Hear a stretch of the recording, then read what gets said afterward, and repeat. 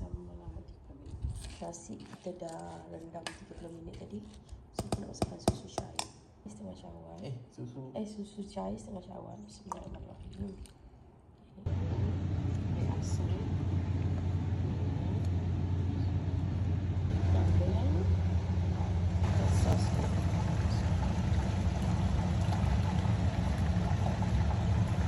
So kita nak garuk pakai tangan. Rasa sempurna. So kita letak daun ketumbar nak bagi wangi dan tabur dan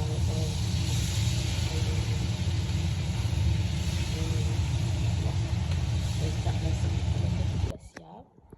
Ni air asam utara, air asam kerisik. Ni sos yang dibagi. Ni ayam dia. Boleh dengar sangat rangup. Ni tapi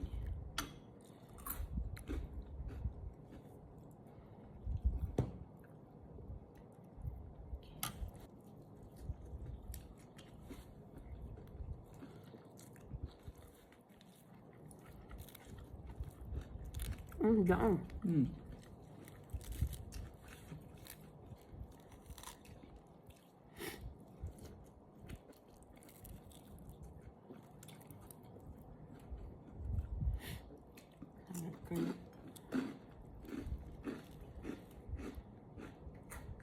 Betapa rangupnya.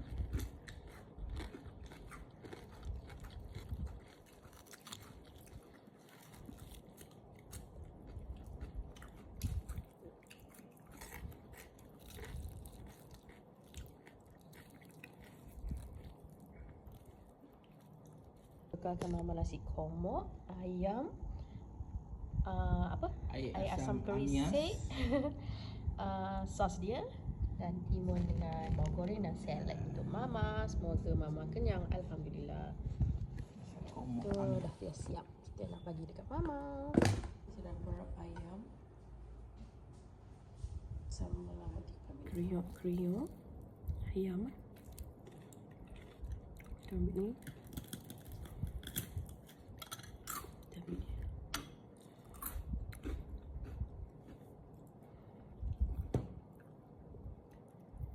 Bekalkan mama nasi komok, ayam,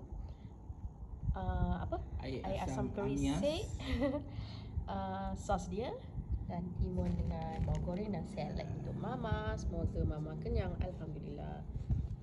Komok amias. Tu dah siap. Kita nak bagi dekat mama.